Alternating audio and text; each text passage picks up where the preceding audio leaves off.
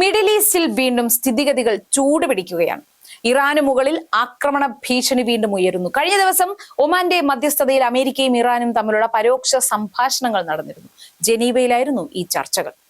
സംഭാഷണങ്ങളിലൂടെ നയതന്ത്രജ്ഞർ ലക്ഷ്യമിട്ടത് ഒരു ആണവ കരാറും സമാധാനപരമായ ഒരു അവസാനവുമായിരുന്നു. എന്നാൽ ഈ സംഭാഷണം അടച്ചമുറികൾക്കുള്ളിൽ നടന്നപ്പോൾ കടലിന്റെ മധ്യത്തിൽ കാര്യങ്ങൾ വേറെ രീതിയിലായിരുന്നു. അറബിക്കടലിലും ഇന്ത്യൻ മഹാസമുദ്രത്തിലും നങ്കൂരമിട്ടിട്ടുള്ള അമേരിക്കൻ പടക്കപ്പലുകൾ യുദ്ധത്തിന്റെ ഭാഷയാണ് ഇപ്പോൾ സംസാരിക്കുന്നത്. അവയുടെ കടലിലെ സൈനിക അഭ്യാസം ഗൗരവമേറിയതാണ് എന്ന് തന്നെയാണ് തോന്നുന്നത്. അപ്പോൾ യഥാർത്ഥ കഥ എന്താണ്?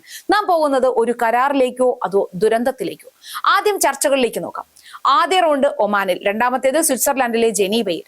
അമേരിക്കൻ ഭാഗത്ത് ട്രംപിന്റെ പ്രത്യേക ദൂതൻ സ്റ്റീവ് വിറ്റ്കോവും അദ്ദേഹത്തിന്റെ മരുമകൻ ജാഡ് കൃഷ്ണറും. ഇറാൻ വശത്ത് വിദേശകാര്യമന്ത്രി അബ്ബാസ് അരാഗ്ചി. നല്ല പുരോഗതി ഉണ്ടായെന്ന് ഇരുകൂട്ടരും പറഞ്ഞുവെങ്കിലും കാര്യമായ മുന്നേറ്റമില്ല എന്നാണ് സൈനിക നീക്കങ്ങൾ സൂചിപ്പിക്കുന്നത്. ഇറാൻ പറഞ്ഞത് ഇങ്ങനെയായിരുന്നു: മുൻ ചർച്ചയുമായി താരതമ്യം ചെയ്താൽ നല്ല പുരോഗതി ഉണ്ടായി. ഇപ്പോൾ ഞങ്ങൾക്ക് വ്യക്തമായ ഒരു പാതയുണ്ട്. അത് ഞാൻ പോസിറ്റീവായി കാണുന്നു. ഇത് വേഗത്തിൽ ഒരു കരാർ ഉണ്ടാക്കുമെന്നല്ല, പക്ഷെ അതിലേക്കുള്ള പാത തുടങ്ങിയിരിക്കുന്നു. എത്രയും വേഗം ഇത് പൂർത്തിയാക്കാൻ ഞങ്ങൾ ശ്രമിക്കുന്നുണ്ട്. ഇതിന് മതിയായ സമയം ചെലവഴിക്കാൻ ഞങ്ങൾ തയ്യാറാണ് എന്നായിരുന്നു. എന്നാൽ സത്യത്തിൽ ഇതുവരെ തീരുമാനമില്ല എന്നതിനെ വളച്ചൊടിച്ച് പറഞ്ഞതാണ് ഇത് എന്ന് ആർക്കും മനസ്സിലാക്കാവുന്നതേ ഉള്ളൂ. അമേരിക്കയുടെ ഭാഗത്തു നിന്നും ചർച്ചകൾ നയിച്ച സ്റ്റീവ് വിറ്റ്കോവും ജാരഡ് കുഷ്ണറും ഇതുവരെ ഒന്നും പറഞ്ഞില്ല. പക്ഷേ US vice president JD Vance ഇതേക്കുറിച്ച് ഒരു പരാമർശം നടത്തിയിട്ടുണ്ട്. പ്രസിഡന്റ് ട്രംപ് ഡിപ്ലോമസി വിജയിക്കണമെന്ന് ആഗ്രഹിക്കുന്നു. എല്ലാ ഓപ്ഷനുകളും മേശപ്പുറത്തുണ്ട്. അമേരിക്കൻ പ്രസിഡന്റ് ഇവിടെ ഒരു പരിഹാരം കണ്ടെത്താൻ ശ്രമിക്കുകയാണ്. ഡിപ്ലോമാറ്റിക് മാർഗമോ മറ്റേതെങ്കിലും മാർഗമോ ആകട്ടെ, ഇറാനികൾക്ക് ആണവായുധം ഉണ്ടാവരുത് എന്നതാണ് ഞങ്ങളുടെ ആത്യന്തിക ലക്ഷ്യം. അത് എപ്പോഴും പ്രധാന ഫോക്കസ് ആയിരുന്നു. അത് പ്രസിഡന്റിന്റെ ലക്ഷ്യമാണ്. അത് സംഭവിക്കാതിരിക്കാൻ അദ്ദേഹത്തിന് ധാരാളം ഓപ്ഷനുകളുമുണ്ട്. ഇത്രയുമാണ് വാൻസ് പറഞ്ഞത്. അപ്പോൾ ആ മറ്റു ഓപ്ഷനുകൾ എന്തൊക്കെയാണ്? ഉത്തരം വളരെ വ്യക്തമാണ്. ആ ഓപ്ഷൻ യുദ്ധമാണ്. എല്ലാ ലക്ഷണങ്ങളും അതിലേക്ക് ചൂണ്ടുന്നു. അമേരിക്കൻ മാധ്യമങ്ങൾ പറയുന്നത് വാഷിംഗ്ടൺ യുദ്ധത്തിന് വളരെ അടുത്താണെന്നാണ്. സൈനികാഭ്യാസം അതിന് തെളിവ് നൽകുന്നു. കഴിഞ്ഞ കുറച്ചാഴ്ചകളായി അമേരിക്ക പശ്ചിമേഷ്യയിൽ സൈനിക ശക്തി വർദ്ധിപ്പിക്കുകയാണ്. യുദ്ധക്കപ്പലുകൾ, ഡിസ്ട്രോയറുകൾ, ഫൈറ്റർ ജെറ്റുകൾ, എയർ ഡിഫൻസ് സംവിധാനങ്ങൾ എല്ലാം വിന്യസിച്ചു. US അബ്രഹാം ലിങ്കൺ എന്ന പടക്കപ്പൽ ഇപ്പോൾ ഒമാന്റെ തീരത്ത് അറേബ്യൻ കടലിലാണ്. ലോകത്തിലെ ഏറ്റവും വലിയ യുദ്ധക്കപ്പലുകളിൽ ഒന്നാണിത്. ആണവായുധങ്ങൾ പ്രയോഗിക്കാൻ കഴിവുള്ള വിമാനവാഹിനി കപ്പൽ. അമേരിക്കൻ നേവിയുടെ മറ്റൊരു യുദ്ധക്കപ്പൽ US ജെറാൾഡ് R. ഫോർഡ് ഗൾഫിലേക്കുള്ള യാത്രയിലാണെന്ന വാർത്തകളും പുറത്തു വരുന്നുണ്ട്. ആയുധങ്ങളും യുദ്ധസാമഗ്രികളുമായി 150-ലധികം അമേരിക്കൻ സൈനിക കാർഗോ വിമാനങ്ങൾ പശ്ചിമേഷ്യയിലേക്ക് പറന്നു കഴിഞ്ഞു.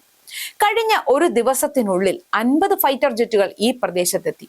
വിനാശകരമായ ആക്രമണം നടത്താൻ കെൽപ്പുള്ള F-16, F-22, F-35 എന്നിവ ഉൾപ്പെടെ പശ്ചിമേഷ്യയിലെ ഏറ്റവും വലിയ വിന്യാസമാണിത്. ദിവസവും 100 കണക്കിന് വ്യോമാക്രമണങ്ങൾ നടത്താൻ മതിയായ ശേഷി ഇപ്പോൾ അമേരിക്കയ്ക്ക് അവിടെ ഉണ്ട് എന്ന് വിശകലന വിദഗ്ധർ പറയുന്നു.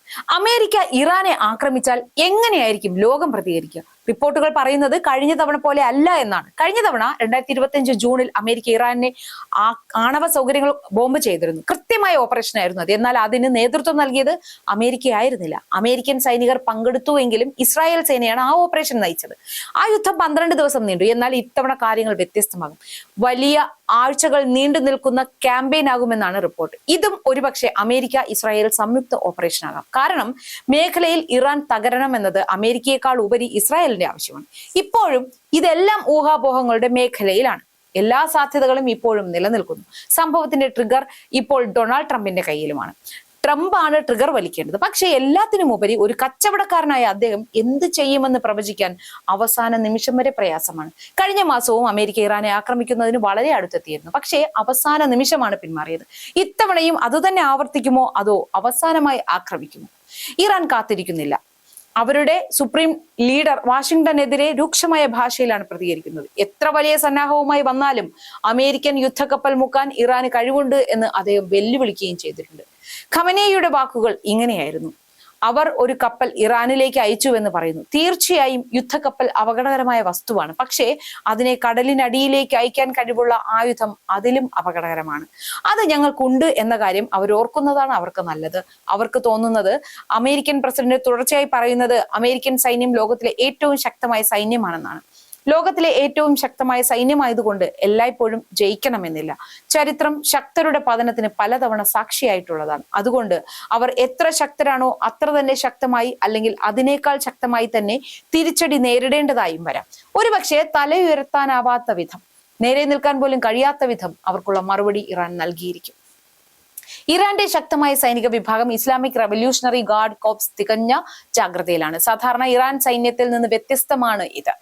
IRGCയുടെ പ്രഥമവും പ്രധാനവുമായ ലക്ഷ്യം ഇറാൻ ഭരണകൂടത്തെ സംരക്ഷിക്കുക എന്നതാണ്, അല്ലാതെ ജനങ്ങളെയല്ല.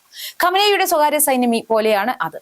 ഇറാനിലെ ഏറ്റവും ശക്തമായ സംഘടനയും അതുതന്നെയാണ്. ഈ ആഴ്ച അവർ ഹോർമുസ് കടലിടുക്കിൽ വ്യാപകമായ നാവിക അഭ്യാസങ്ങൾ നടത്തിയിരുന്നു. മിസൈലുകൾ വിക്ഷേപിച്ചു. കടലിടുക്കിന്റെ ഭാഗം താൽക്കാലികമായി അടച്ചു. ലോകത്തിന് ഗുരുതര മുന്നറിയിപ്പായിരുന്നു ഇത്. കാരണം ഹോർമുസ് കടലിടുക്ക് ഇറാനും ഒമാനും തമ്മിലുള്ള അതിർത്തിയാണ്. ലോക എണ്ണ വിതരണത്തിന്റെ 20% ഇതുവഴിയാണ് കടന്നു പോകുന്നത്. ഈ പോയിന്റ് അടഞ്ഞാൽ എണ്ണവില കുതിക്കും, വിപണികൾ പരിഭ്രാന്തരാകും, ലോക സമ്പദ് വ്യവസ്ഥ കുലുങ്ങും. ഈ നിർണായക മാർഗം അടയ്ക്കാൻ കഴിയുമെന്ന് ഇറാൻ ഇതിനകം കാണിച്ചു തന്നു. അതുകൊണ്ട് തന്നെ ലോകം ഭയചകിതരായി ഈ സാഹചര്യത്തെ നോക്കുകയാണെന്നതിൽ സംശയമില്ല. കൂടാതെ ഇറാൻ റഷ്യയുമായി സംയുക്ത നാവിക അഭ്യാസങ്ങളും നിശ്ചയിച്ചിട്ടുണ്ട്. അത് അടുത്ത ദിവസം ഒമാൻ കടലിൽ നടക്കും.